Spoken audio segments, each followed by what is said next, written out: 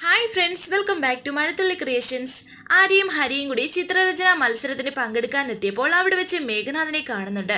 മേഘനാഥനും അവരെ കാണുന്നു. എന്നാൽ മേഘനാഥനെ കണ്ട ആര്യ ഞെട്ടലോടെ നിൽക്കുകയാണ്.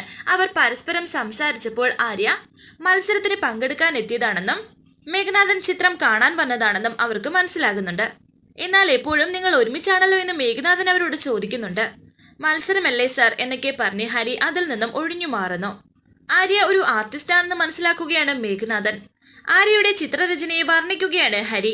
അത് കേട്ട് മേഘനാഥൻ പറയുന്നുണ്ട്, സത്യം പറഞ്ഞാൽ ഞാനൊരു ആർട്ടിസ്റ്റിനെ തപ്പി ഇറങ്ങിയതാണ്. എന്നാൽ എന്തിനാണെന്ന് ഹരി ചോദിച്ചപ്പോൾ ഒരു പടം വരപ്പിക്കാനെന്ന് മണിച്ചൻ പറയുന്നുണ്ട്. വെറും പടമല്ല, എൻ്റെ കയ്യിൽ ഒരു ഫോട്ടോ ഉണ്ട്. അത് വർഷങ്ങൾക്ക് മുമ്പ് ഞങ്ങളുടെ കുടുംബത്തിൽ നിന്നും ഓടിപ്പോയ 3 പെൺകുട്ടികളുടെ ഫോട്ടോയാണെന്നും മേഘനാഥൻ പറഞ്ഞപ്പോൾ ഞെട്ടലോടെ നിൽക്കുകയാണ് ആര്യ. ഇപ്പോൾ അവരുണ്ടായിരുന്നെങ്കിൽ എങ്ങനെയിരിക്കുമെന്നാണ് അറിയേണ്ടത്. പഴയ അവരുടെ ഫോട്ടോയിൽ നിന്നും ഇപ്പോഴത്തെ അവരുടെ ചിത്രം വരയ്ക്കണമെങ്കിൽ ഒരു പ്രതിഭാശാലിയായ ആർട്ടിസ്റ്റിന് മാത്രമേ സാധിക്കൂ എന്ന് മേഘനാഥൻ പറഞ്ഞപ്പോൾ തന്നെ ആര്യ വീണ്ടും ടെൻഷനോടെ മനസ്സിൽ വിചാരിക്കുന്നുണ്ട്. ഈശ്വര, ഇപ്പോഴും ഇയാൾ ഞങ്ങളെ കണ്ടെത്താനും കൂട്ടിക്കൊണ്ടുപോവാനും നടക്കുവാണല്ലോ. അത്രയും കഴിവുള്ള ഒരു ആർട്ടിസ്റ്റിനെ കിട്ടാൻ എന്തൊരു പ്രയാസമാണെന്നറിയോ. അതിനുള്ള അവസാന ശ്രമമാണ് ഈ എക്സിബിഷൻ എന്ന് മനുഷ്യൻ പറഞ്ഞപ്പോൾ ഹരി പറയുന്നുണ്ട്, ബലേ ഭേഷ്, സാറിന് ആവശ്യം പ്രതിഭാശാലിയായ ഒരു മികച്ച ആർട്ടിസ്റ്റിനല്ലേ? ഞാൻ തരാം സർ അങ്ങനെ ഒരാളെ. അയാൾ എത്ര ഫേമസ് ആണോ എന്ന് മേഘനാഥൻ ചോദിച്ചപ്പോൾ ഹരി പറയുന്നുണ്ട്, പേരും പ്രശസ്തിയും അല്ലല്ലോ പ്രധാനം, കഴിവല്ലേ. സാറിന്റെ ആവശ്യത്തിനനുസരിച്ച് വർക്ക് ചെയ്തു തന്നാൽ പോരെ? അത് മതി. കാണാതെ പോയ ആ പെൺകുട്ടികളുടെ ചിത്രം കൃത്യമായി എനിക്ക് വരച്ചു തരാൻ കഴിവുള്ള ഒരാളായിരിക്കണം എന്ന് മേഘനാഥൻ പറഞ്ഞപ്പോൾ തരും സർ, കൃത്യമായിട്ടും വരച്ചു തരും, അതിന് ഞാൻ ഗ്യാരണ്ടി. ദേ ഇവള് തന്നെ ഈ ആര്യ എന്ന് ഹരി പറഞ്ഞപ്പോൾ അതിശയപ്പെട്ട് നിൽക്കുകയാണ് മേഘനാഥനും മണിച്ചനും. ആ പെൺകുട്ടികളുടെ മുഖം കൃത്യമായിട്ട് ആര്യയ്ക്ക് തന്നെ വരച്ചു തരാൻ സാധിക്കും അല്ലേ ആര്യ എന്ന് ഹരി പറഞ്ഞപ്പോൾ ആര്യ പറയുന്നുണ്ട്, അത് ഞാൻ എന്നൊക്കെ പറഞ്ഞ് ഒരു പരിങ്ങലോടെയാണ് നിൽക്കുന്നത്. നീ എന്താ ഇങ്ങനെ നിൽക്കുന്നത്? നിനക്ക് പറ്റുമെന്ന് ഉറപ്പില്ലേ? പിന്നെന്താ എന്നൊക്കെ ഹരി ചോദിക്കുന്നുണ്ട്. ടെൻഷനോടെ ആര്യ നിന്നപ്പോൾ എന്താ ആര്യയ്ക്ക് ഒരു ആത്മവിശ്വാസക്കുറവെന്ന് മേഘനാഥൻ ചോദിക്കുന്നുണ്ട്. അത് പെട്ടെന്ന് കേട്ടതിന്റെ ടെൻഷനാണ്. ഒട്ടും പേടിക്കേണ്ട സർ, ധൈര്യമായിട്ട് ഇവളെ ഏൽപ്പിച്ചോളാൻ ഹരി പറയുന്നു. ഈശ്വര, ഇയാൾ വേറെ ആരെങ്കിലും ഈ ജോലി ഏൽപ്പിച്ചാൽ ചേച്ചിയും ഞങ്ങളും കുടുങ്ങുമല്ലോ. കൃത്യമായിട്ടും അവരെ നമ്മളെ കണ്ടെത്തുള്ള കാര്യം ഉറപ്പാണ്. അതിനേക്കാൾ നല്ലത് ആ ടാസ്ക് ഞാൻ ഏറ്റെടുക്കുന്നതായിരിക്കും. അത് കേട്ട് അതൊക്കെ മനസ്സിൽ വിചാരിച്ചിട്ട് ആര്യ അവരോട് പറയുന്നുണ്ട്, സാർ ഞാൻ ഈ വർക്ക് ചെയ്യാമെന്ന്. എനിക്ക് തന്നെ ആ വർക്ക് തരണം, ഞാൻ നന്നായിട്ട് ചെയ്തോളാം എന്നും ആര്യ പറഞ്ഞപ്പോൾ മേഘനാഥൻ പറയുന്നുണ്ട്, ആര്യയ്ക്ക് എന്താ ഒരു പേടിയുള്ളതുപോലെ. പേടിയൊന്നുമില്ല സാർ, ഞാൻ തന്നെ വരച്ചു തരാം എന്ന് ആര്യ പറഞ്ഞപ്പോൾ ഹരി പറയുന്നുണ്ട്, ഇവള് പറഞ്ഞതാ സാർ, ധൈര്യമായിട്ട് ജോലി ഏൽപ്പിച്ചോളൂ. സന്തോഷത്തോടെ മേഘനാഥൻ പറയുന്നുണ്ട്, ശരി, ഒരു കാര്യം ചെയ്യാം, ഇന്ന് വൈകുന്നേരം തന്നെ എൻ്റെ വീട്ടിലേക്ക് വന്നോളൂ. അതിനെന്താ സാർ, ഞങ്ങൾ വരാം എന്ന് ഹരി പറഞ്ഞപ്പോൾ ആര്യ പറയുന്നുണ്ട്, അത് പറ്റില്ല, ഇന്ന് മത്സരമൊക്കെ കഴിഞ്ഞ് ടയർഡായിരിക്കും സാർ, നാളെ വരാം. ശരി എങ്കിൽ ഞാൻ അഡ്രസ്സ് ഹരിക്ക് മെസ്സേജ് ചെയ്യാം എന്ന് മേഘനാഥൻ പറഞ്ഞപ്പോൾ ഹരി പറയുന്നുണ്ട്, ഞാൻ സാറിനെ നേരത്തെ വിളിച്ചിട്ടുണ്ട്, സാർ അത് മറന്നതായിരിക്കും. അങ്ങനെ ഫോൺ നമ്പർ പറഞ്ഞു കൊടുക്കുകയാണ് ഹരി. ഞാൻ വീട്ടിലെ എല്ലാ അറേഞ്ച്മെന്റ്സും ചെയ്തു വെച്ചേക്കാം, നിങ്ങൾ അങ്ങോട്ടേക്ക് വന്നാൽ മതി എന്ന് മേഘനാഥൻ പറഞ്ഞപ്പോൾ ഹരി താങ്ക്സ് പറയുന്നു. സന്തോഷത്തോടെ മേഘനാഥനും മണിച്ചനും അവിടെ നിന്നും പോകുന്നുണ്ട്. ഹരി ആര്യയോട് പറയുന്നു, എൻ്റെ മോളെ, നിന്റെ ഭാഗ്യമാണ്, സൂപ്പർ ടൈം, ഉഗ്രൻ വർക്കല്ലേ കിട്ടിയിരിക്കുന്നത് എന്ന് പറഞ്ഞ് ഹരി പോയപ്പോൾ ടെൻഷനോടെ ആര്യ നിൽക്കുന്നുണ്ട്. അയാൾ ആരാണെന്ന് എനിക്ക് അറിയൂ ഹരി.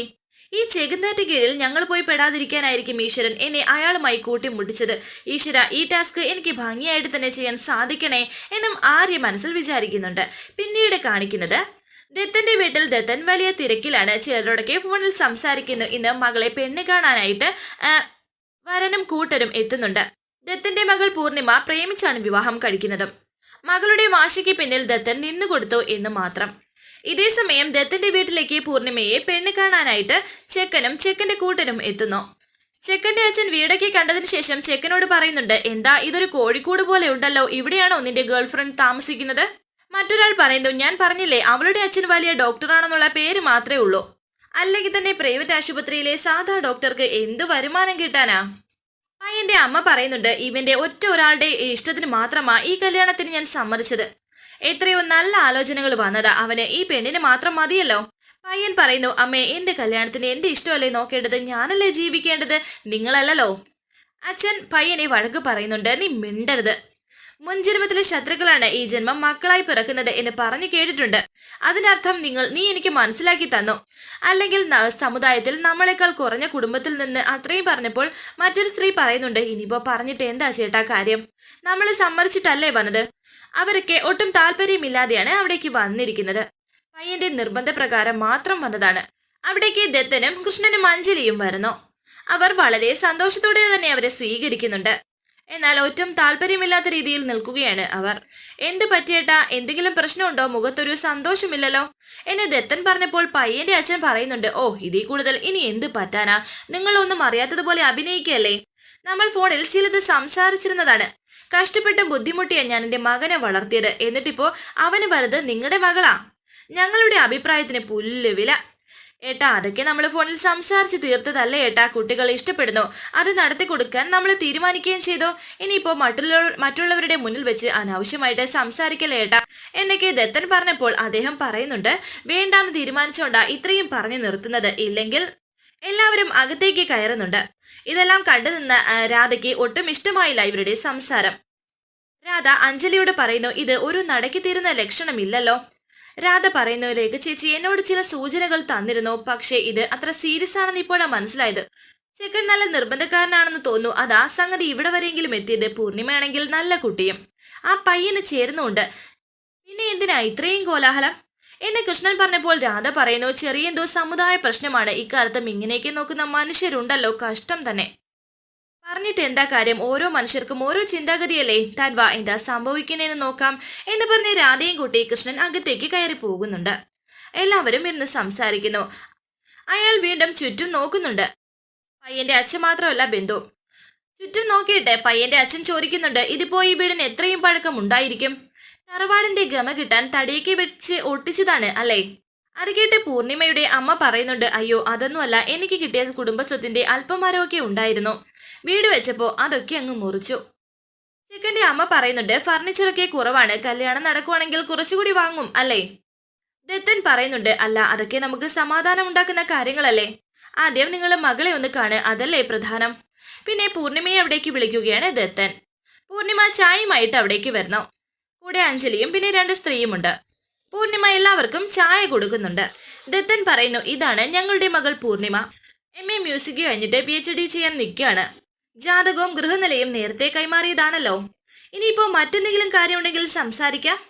അരകേട്ട് പയ്യന്റെ അച്ഛൻ പറയുന്നുണ്ട്, ഓ ഇനിയിപ്പോ കൂടുതലൊന്നും സംസാരിക്കാനില്ല. എന്തായാലും നനഞ്ഞിറങ്ങിയതല്ലേ, ഇനി കുളിച്ചു കയറുക എന്ന് മാത്രമേ ഉള്ളൂ. പയ്യന്റെ അമ്മ പറയുന്നു, പിന്നെ ഒരു കാര്യം, കല്യാണത്തിന് ഒരുക്കി കെട്ടിക്കൊണ്ട് വരുന്നതിന് മുമ്പ് പെണ്ണിനെ ഏതെങ്കിലും നല്ല ബ്യൂട്ടി പാർലറിൽ കാണിച്ചേക്കണം. ഇവരുടെ സംസാരം ദത്തനും ഭാര്യയ്ക്കും പിന്നെ പൂർണിമയ്ക്കും അത്ര പിടിക്കുന്നില്ല.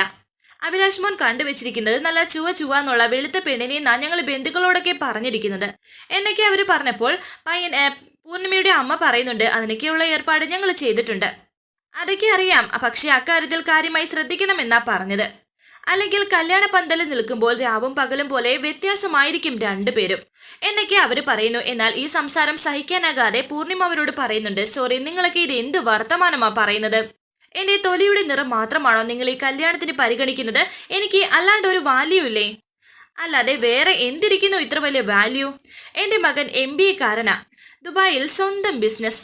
പാട്ടും പഠിച്ചിട്ട് നീ അവിടെ പോയി എന്ത് ചെയ്യാനാ എന്നെ പയ്യന്റെ അച്ഛൻ പറഞ്ഞപ്പോൾ പയ്യന്റെ അമ്മ പറയുന്നുണ്ട്, നിന്നേക്കാൾ സുന്ദരികളെയും കുടുംബ മഹിമയുള്ളവരെയും വിദ്യാഭ്യാസമുള്ളവരെയും കിട്ടാഞ്ഞിട്ടല്ല, എന്റെ മകൻ ഒറ്റക്കാലിൽ നിന്ന് വാശി പിടിച്ചു നിന്നെ കെട്ടുള്ളൂ എന്ന് പറഞ്ഞ്. അല്ലായിരുന്നെങ്കിൽ.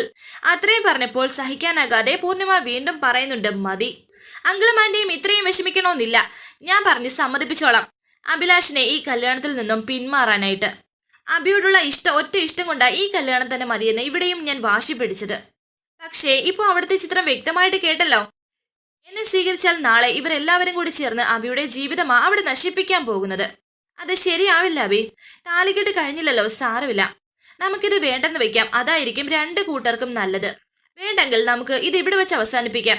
ഞാൻ ഈ കല്യാണ നിശ്ചയത്തിൽ നിന്നും പിന്മാറുകയാണെന്ന് പൂർണിമ പറഞ്ഞപ്പോൾ എല്ലാവരും അത് കേട്ട് ഞെട്ടിയിരിക്കുന്നു. അഭിലാഷിനോട് ദേഷ്യത്തോടെ അച്ഛൻ പറയുന്നുണ്ട്, കേട്ടലോടാ അവളുടെ ഒരു അഹമ്മതി. എല്ലാം ക്ഷമിച്ച് സമ്മതിക്കാനും ഞങ്ങൾ കരുതിയപ്പോൾ അവൾക്ക് വിവാഹം വേണ്ടെന്ന്. ഇനി ഇവിടെ നിൽക്കേണ്ട കാര്യമില്ല, വാ പോവാൻ നമുക്ക്. അത് കേട്ട് അഭിലാഷ് പറയുന്നുണ്ട്, അച്ഛാ പ്ലീസ്, ഞാൻ പൂർണിമയോടൊന്ന് സംസാരിക്കട്ടെ. വേണ്ട, ഇനി ഒരു സംസാരവും വേണ്ടെന്ന് പയ്യന്റെ അച്ഛൻ വീണ്ടും പറഞ്ഞപ്പോൾ കൃഷ്ണൻ പറയുന്നുണ്ട്, സർ, നിങ്ങൾ ഈ കാണിക്കുന്നത് വളരെ മോശമാണ്. നമുക്ക് ഇരുന്ന് സംസാരിച്ച് തീർക്കാവുന്നതേ ഉള്ളൂ. ഇത് എന്റെ സംസാരമൊക്കെ തീർന്നു, ഞങ്ങൾ പോവാണ് എന്നും പയ്യന്റെ അച്ഛൻ പറഞ്ഞപ്പോൾ രാധ പറയുന്നുണ്ട്, അങ്ങനെ അങ്ങ് പോവാൻ പറ്റില്ലെങ്കിലോ? രാധ അവിടേക്ക് വന്നിട്ട് പറയുന്നു, എനിക്ക് നിങ്ങളോടൊരു കാര്യം സംസാരിക്കാനുണ്ട്.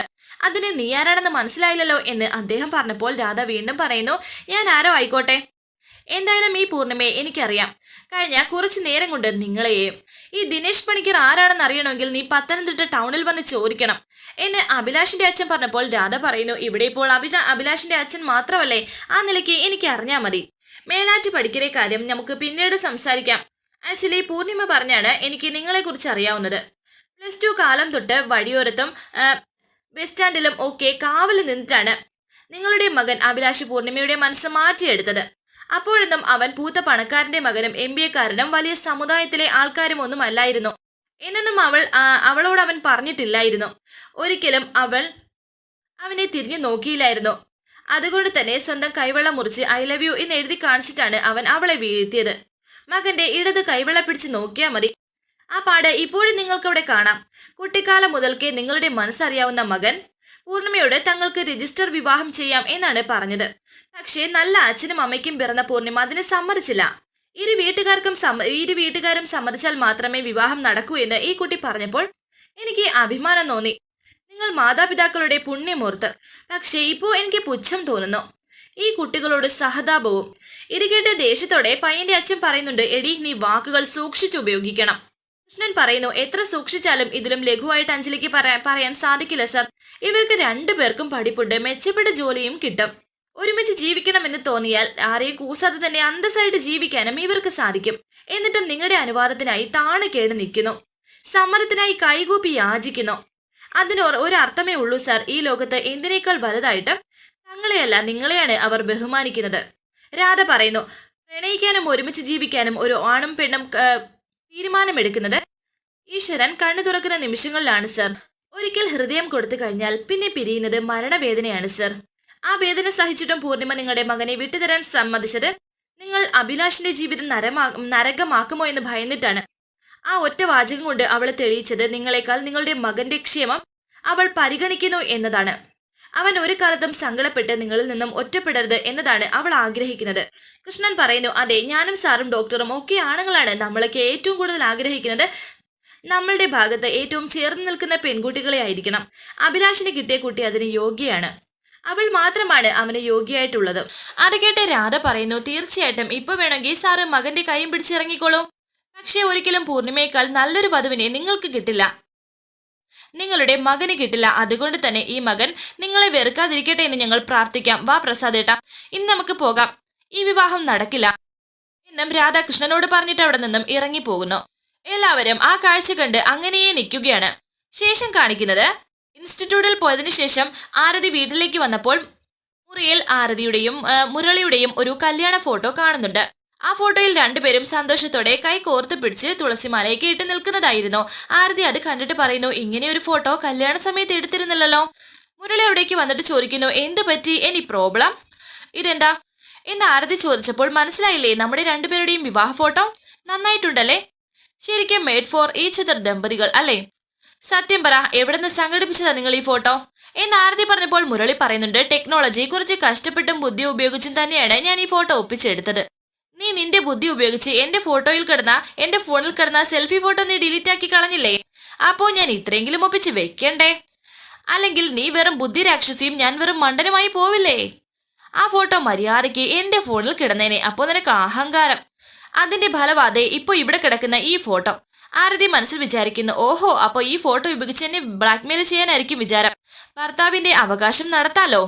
ആരതി ദേഷ്യത്തോടെ മുരളിയോട് പറയുന്നു, എന്താ വിചാരിച്ചത് താൻ, ഈ ഫേക്ക് ഫോട്ടോ കണ്ട് ഞാൻ അങ്ങ് പേടിക്കുമെന്നോ. കുറച്ച് പേടിച്ചാലും തെറ്റില്ലെന്ന് മുരളി പറഞ്ഞപ്പോൾ കാണിച്ചു തരാൻ ഞാൻ എന്ന് പറഞ്ഞ് ആരതി ആ ഫോട്ടോ എടുക്കുന്നുണ്ട്. വരാനിരിക്കുന്ന പുതുപുത്തൻ എപ്പിസോഡുമായി വീണ്ടും കാണാം. Thank you for watching. Please subscribe, like, share my channel.